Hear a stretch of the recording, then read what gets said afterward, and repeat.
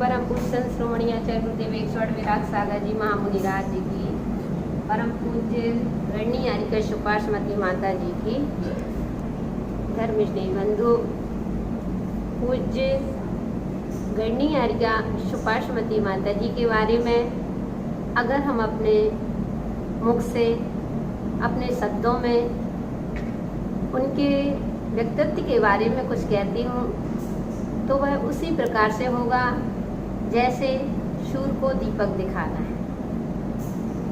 सूर्य जहाँ पर प्रकाश फैलाता है, सूर्य सारे जग को रोशन करता है, उसके सामने एक दीपक अपनी रोशनी फैलाने लग जाए वह हंसी का पात्र बनता है। ऐसे ही भवपात्माओं गणनी आरिका सुपाश्मती माता जी एक सूर्य के समान थी और हम उनके सामने एक दीपक हैं, एक टिमटिमाते दीपक हैं। लेकिन कहते हैं यह भी सत्य है कि सूर्य की आरती आखिर दीपक से ही उतारी जाती है।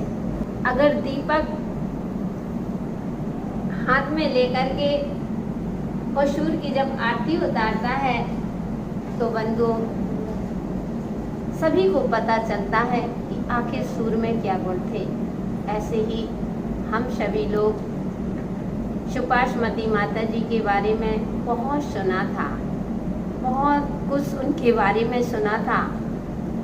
बड़े बड़े शास्त्रों को जब पढ़ा, उनकी टीका को देखा बहुत अच्छा लगा। लेकिन सुपाश्मती माता जी से हम कभी मिले नहीं थे। हमने सुना और उनके बारे में हमारे संग में सबसे पहले ब्रह्मचारिणी पिंकी दीदी थी। उन्होंने बताया था कि माता जी सुपाश्मती माता जी से ज़रूर आप मिलना, बहुत अच्छी माता जी हैं। इतने संस्कृत के शास्त्र लिखे, इतने टीका, हिंदी टीका की, इतने बड़े बड़े ग्रंथों की रचना की। तो माता जी अपन को ऐसी माता जी से ज़रूर मिलना चाहिए। कभी भी मौका मिलता है, कैसे भी मौका मिलता है, चाहे चल कर के जाना पड़े, लेकिन एक बार अपन सुपाश्मती माता जी से ज़रूर मिलेंगे। तो बंधु ऐसे ही हम सबसे पहले झावर नीमच के पास है एमपी में, तो वहाँ पर हम लोग जब मिले माता जी से, उस समय प्रसन्न वाकलीवाल की समाधि चल रही थी। उन्होंने दीक्षा ली थी, उनको कैंसर की बीमारी हो गई थी और उन्होंने माता जी के चरणों में अपनी भावना प्रकट की, प्रार्थना प्रकट करी और माता जी ने उनको दीक्षा दे करके उनका अंतिम समाधि मरण करवाया था। तो उस समय महाराज जी से मिलने हम लोग गए, माता जी से मिले, बहुत अच्छा लगा। 3 दिन माता जी ने समान व्यवहार किया आगम के अनुसार और चौथे दिन माता जी ने बहुत अच्छे से हम लोगों को सम्मान दिया, पूछा। लेकिन एक प्रश्न माता जी ने मुझसे पूछा कि माता जी ये बताओ कि आहार करना राजमार्ग है कि अपवाद मार्ग है। जैसे ही उन्होंने पूछा तो मैंने कह दिया कि माता जी अपवाद मार्ग है। तो बोले कैसे? तो मैंने कहा माता जी राजमार्ग नहीं है, अपवाद मार्ग है। इसीलिए जब आहार करके आते हैं तो अब ईरिया पथ प्रतिक्रमण करते हैं। माता जी खुश हो गई और माता जी ने मुझे आशीर्वाद दिया। बंधु फिर महाराज जी की वहाँ पर समाधि हुई माता जी से। दूसरी बार हम लोग माता जी से जयपुर में 2007 में माता जी का चतुर्मास श्यामनगर अथवा नेमी सागर कॉलोनी में चल रहा था। उस समय हम लोग 3 माता जी थे। हम लोगों का चतुर्मास जौहरी बाजार जयपुर में चल रहा था। माता जी की जब 50वीं संयम स्वर्ण जयंती मनाई गई थी तो हम सभी लोग माता जी के पास पहुँचे थे। बहुत अच्छा लगा उस समय भी माता जी से मिलकर के। उस समय माता जी ने एक बात बोला था कि बिंदश्री तेरे को मिलेक्षण जाना है। मैंने कहा क्या कहलाता? और बस इसके बाद हम लोग आ गए फिर हम लोग तीसरी बार जब जयपुर में 2012 में युग प्रतिक्रमण का गुरुजी की हमारे गुरुजी की स्वर्ण जयंती आ रही थी, उसका कार्यक्रम आयोजन रखा था। युग प्रतिक्रमण कार्यक्रम रखा गया था। तो हम माता जी से निर्देशन लेने गए थे। जनवरी में लगभग 22 से 23 जनवरी 2012 में हम लोग पहुँचे थे। जैसे ही माता जी के पास पहुँचे तीसरी बार और आनंद आया। फिर माता जी से बहुत सारे ऐसे अनुभव मिले। माता जी ने ऐसी मुझे शिक्षा दी कि जो मेरे आज जीवन में एक आदर्श जैसे बन गई। इसके बाद माता जी ने पुनः मुझसे कहा था कि माता जी तेरे को विलेज खंड जाना है। मैंने समझी। मैंने कहा माता जी आप क्या बोल रहे हो, कहाँ जाना? बोले तेरे को आसाम गुवाहाटी जाना है। क्योंकि जब मैं आसाम गुवाहाटी गई थी उस समय में अनेक मंदिरों की निर्माण करा करके आए थे। अनेक चैत्यालय, घर घर चैत्यालय, नगरों में, मंदिरों, गाँवों में छोटे छोटे से मंदिर, धर्मशाला आदि का निर्माण करा के आए थे। उस समय मेरा तो नियम था कि मैं शूद्र जल वालों से ही आहार लेती थी। तो धर्म की प्रभावना बहुत हुई थी, लेकिन युवा पीढ़ी को अब आगे लाना है। वे मंदिर सोने डले हुए हैं, मंदिर कौन इन मंदिरों को संभालेगा? तो युवा पीढ़ी को संस्कार देना एक तेरा काम है। और आप लोगों के साथ में तो कम से कम शूद्र जल का त्याग का नहीं है। जो जितना नियम देता है स्वेच्छा से जितना ले सकते हैं, तो इसलिए तुम जाओ और हमारा आशीर्वाद है। इसके बाद तो बंधु तभी से भाव हुए थे।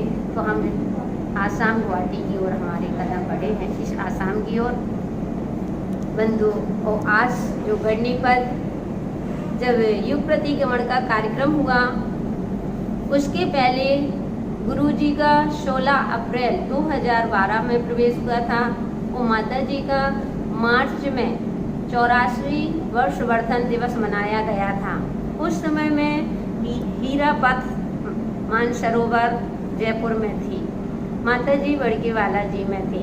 वहाँ पर जब मनाया गया था तो उन्होंने अपने शब्दों में ये बोला था कि ध्यान रखना, मेरा नाम ले दिया। मुझे अभी कुछ भी पता नहीं, लेकिन सभी भक्तों के माध्यम से जैसे ही सूचना तो मैंने कहा क्या पता।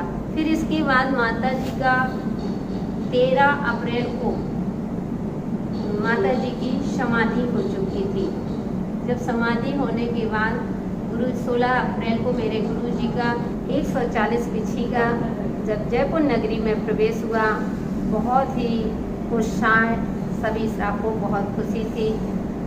तो उस समय जब कुछ गुरुदेव का 2 मई को स्वर्ण जयंती का कार्यक्रम मनाया गया और 3 तारीख को 21 दीक्षा थी। उनमें उसी के साथ कुछ गुरुदेव ने 4 गढ़नी पद देने के लिए सभी को कहा, लेकिन मैंने कहा मुझे नहीं लेना। जबरदस्ती मुझे दिया गया। मैं यही कहती थी कि नहीं, मैं छोटे बनकर के बड़ा काम करूंगी, लेकिन मुझ में इतनी योग्यता नहीं है कि मैं इस पद को संभाल सकूं। मैं इस पद के ग्रहण करने लायक नहीं हूँ। तब सभी लोगों ने कहा था क्या सुपाशमती माता जी के वचन गलत होंगे? क्या सुपाशमती माता जी के मुख से जो निकला है वह गलत होगा क्या? क्योंकि बंधुओं, जयपुर क्या नगर जहाँ जहाँ माता जी गई हैं वहाँ के सभी भक्तमान को यही विश्वास है, बड़ी आस्था थी माता जी के प्रति कि जो माता जी कह देती थी वह कभी बात अन्यथा नहीं जाती थी। जो माता जी के मुख से निकल गया वह बिल्कुल पक्का हो जाता था। तो सब लोग मुझसे यही कहते थे कि सुपाशमती माता जी ने गलत कहा क्या? तो मैंने कहा मैं तो माता जी ने किस उद्देश्य से कहा, किस दृष्टि से कहा, मैं तो माता जी के सामने उनके चरणों की धूली भी नहीं, लेकिन इतने बड़े फिर भी बंधु सब माता जी का आशीर्वाद रहा, सभी महाराजों की प्रेरणा और गुरु जी का विशेष आशीर्वाद था, तो एक गढ़नी पद मिला है। तो बंधु मैं तो कहूँगी कि मुझे तो लेना भी नहीं था, लेकिन सुपाशमती माता जी ने ये शब्द थे, इसलिए मुझे यह पद ग्रहण करना पड़ा था। तो ऐसी भावना के साथ माता जी के लिए और क्या कह सकती हूँ। उनकी सरलता, उनकी सहजता, उनकी व्यवहारिकता एक सभी के जीवन को आकर्षित कर लेती है। ऐसे ही उनके जीवन की सरलता, सहजता और व्यवहारिकता ने मेरे जीवन की दिशा को भी थोड़ा सा बदला।